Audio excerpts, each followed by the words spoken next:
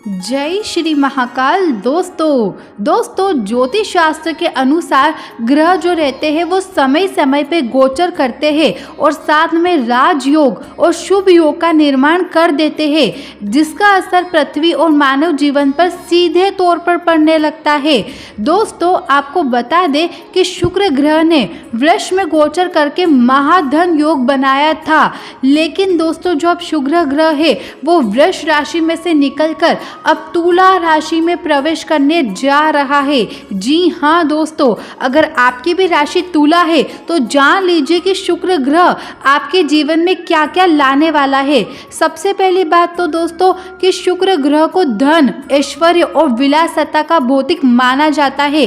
साथ ही दोस्तों भौतिक सुख, वैभव और लग्जरी लाइफ का कारक भी शुक्र ग्रह को ही माना जाता है। अगर आप धन ऐश्वर्य की प्राप्ति चाहते हैं या फिर एकदम लग्जरी लाइफ यानी कि बहुत ही सुखमय जीवन जीना चाहते हैं, जैसा करोड़पति लोग जीवन जीते हैं, ऐसा करोड़पति वाला जीवन जीना चाहते हैं, तो शुक्र ग्रह का महाधन योग बिल्कुल बनने जा रहा है। इसका केवल आपको फायदा उठाना है। शुक्र ग्रह के प्रभाव से इन सेक्टरों पर प्रभाव तो पड़ता ही है, साथ ही दोस्तों राशियों पर भी इनका बहुत ही गहरा असर पड़ता है। ये ऐसी एक तुला राशि है जिसके ऊपर शुक्र ग्रह का बहुत ही गहरा प्रभाव पड़ने जा रहा है, जिनको इस अवधि में आकस्मिक धन लाभ और भाग्योदय के योग भी आपके बनने वाले हैं। देखिए दोस्तों, वृषभ राशि को तो केवल धन लाभ हुआ था, लेकिन तुला राशि वालों को भाग्योदय के योग भी बन रहे हैं। यानी कि आपको धन तो अवश्य तौर पर मिलेगा, लेकिन भाग्योदय से क्या होता है कि अगर आपका भाग्य आपका साथ नहीं दे रहा हो, कई सारे लोग कमेंट में कहते हैं कि हम जो भी कार्य करने जाते हैं उसमें हमारा किस्मत साथ नहीं देती है, हमारा किस्मत साथ दे तो ही तो हमें तरक्की मिलेगी। ऐसा होता है दोस्तों, किस्मत का साथ देना और ना देना भी हमारी ज़िंदगी में बहुत ही ज़रूरी होता है। अगर दोस्तों आपकी किस्मत भी आपका साथ नहीं देती है ना, तो क्या करना है, बस इस शुक्र ग्रह के आने तक का समय करना है। कब से आएगा दोस्तों, ये 12 मई शुक्रवार के दिन से ही शुरू हो जाएगा।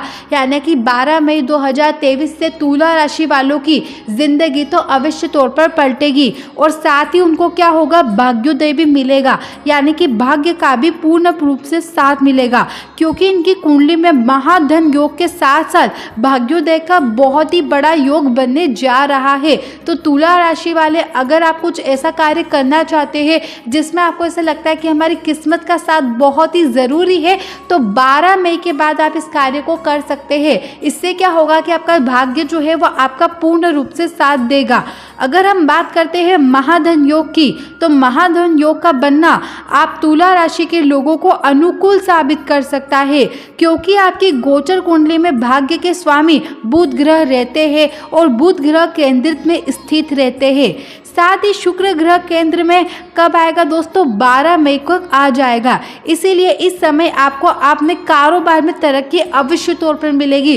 चाहे आप किसी भी क्षेत्र के किसी भी प्रकार के कारोबार में कार्य करते हैं, चाहे आप नौकरी भी क्यों ना करते हैं, आपको आपके कार्य में तरक्की अवश्य तौर पर मिलेगी। नौकरी में या तो आपको प्रमोशन मिल सकता है, या फिर आप जिस क्षेत्र में बहुत ही लंबे समय से प्रयास कर रहे हैं, चाहे वो बच्चे किसी पढ़ाई की ही तैयारी क्यों ना कर रहे हो, आपको बहुत सारी शुभकामनाएं दोस्तों, क्योंकि अब आपको तरक्की अवश्य तौर पर मिलने वाली है। साथ ही धन लाभ भी आपका बहुत ही मुमकिन है। यानी कि क्या होगा कि 12 मई के बाद किसी भी टाइम यानी कि किसी भी दिन आपको ये धन लाभ हो सकता है। ऐसा कोई फिक्स समय या कोई टाइम तो नहीं बताया गया है, लेकिन 12 मई के बाद आपको थोड़ा सा ध्यान रखना है, क्योंकि कभी भी यानी कि किसी भी दिन आपको धन का लाभ हो सकता है। लेकिन क्या करना है, बस आपको उस धन का ध्यान रखना है कि वो धन कहीं अच्छी जगह से आया है कि कहीं बुरी जगह से आया है, बस इसका प्रताप आपको करना होगा। इसीलिए जब भी आपको धन का लाभ होता है ना, तो उसकी जांच पड़ताल आपको अवश्य तौर पर करनी होगी। दोस्तों शनि देव आपकी राशि से धन भाव स्थित रहते हैं, इसीलिए आर्थिक स्थिति में भी आपका सुधार आ जाएगा। जैसा कि शनि देव की कृपा भी आपके ऊपर बरसने लगेगी, तो जो लोगों के यहाँ पर लक्ष्मी जी की कमी है, जिसके यहाँ पर पैसा नहीं टिकता है उनकी आर्थिक स्थिति में भी बहुत ही जल्द सुधार आ जाएगा। अगर आप व्यापारी हैं तो अच्छे ऑर्डर आने के धन लाभ और भाग्योदय आपके साथ में है। अगर आपको इन दिनों कोई सा भी अच्छा ऑर्डर मिलता है तो ध्यान रख लेना कि धन योग के साथ आपका कौन सा योग है दोस्तों, भाग्योदय, यानी कि भाग्य का साथ है। तो आपको रिस्क तो बिल्कुल उठाने की ज़रूरत नहीं है, केवल अपने भाग्य पर भरोसा करके भी आप कार्य कर सकते हैं। साथ ही जो लोग अविवाहित थे उनका विवाह भी होना पक्का चल सकता है, या फिर आपकी बात तो स्टार्ट हो सकती है। यानी कि अगर आपको ऐसा लगता है कि आप प्रेम विवाह करना चाहते हैं या फिर अपने प्रेमी की बात अपने घर पर बताना चाहते हैं, अपने परिवार वालों को बताना चाहते हैं, तो आपको क्या करना है, 12 मई के बाद ही इस जीवन की शुरुआत करनी है। इससे क्या होगा कि आपके भाग्य का साथ आपको मिलेगा ना, तो आपके ऊपर ज़्यादा टेंशन नहीं आएगा और ना ही आपके घर वाले आपके ऊपर दबाव बना सकते हैं। बस आपको अपनी बातें स्पष्ट रूप से लोगों के सामने स्पष्ट करनी होगी। अगर दोस्तों आप अपनी बातों को बोलने में बिल्कुल असमर्थ है तो आपको क्या करना है, अपने प्रेमिका के मुंह से एक बार बुलवा देना है आपकी जो भी मन की बात है। आपकी प्रेमिका का भाग्य भी आपके भाग्य के असर ही साथ देगा, इसीलिए आपको टेंशन लेने की बिल्कुल ज़रूरत नहीं है। अविवाहित लोगों का विवाह भी पक्का होएगा और अगर पक्का नहीं हुआ तो पक्की जैसी बात तो अवश्य तौर पर हो जाएगी। आप इस बात को तो मेरी अवश्य तौर पर ध्यान में रखिएगा। दोस्तों अगर आपके यहाँ पर भी आपके बच्चे या फिर आप लोग खुद ही किसी भी एग्ज़ाम की तैयारी कर रहे हो, चाहे वो कंपटीशन एग्ज़ाम हो, कोई सीए की एग्ज़ाम हो या फिर कोई यूपीएससी की एग्ज़ाम ही क्यों ना हो, अगर आप किसी भी एग्ज़ाम की तैयारी कर रहे हो ना, तो बस आपको क्या करना है, शुक्रवार के दिन शाम के समय जैसे ही चंद्रमा आते हैं, कब तक आ जाते हैं, 7:30 से 8:30 के बीच में, जब भी चंद्रमा आ जाते हैं केवल आपको थोड़ा दूध उनके ऊपर समर्पित करना है। यानी कि एक कलश लीजिए, उस कलश में आप जल भर दीजिए और उसी जल में थोड़ा सा गाय का कच्चा दूध मिला दीजिए और चंद्रदेव को समर्पित कर दीजिए।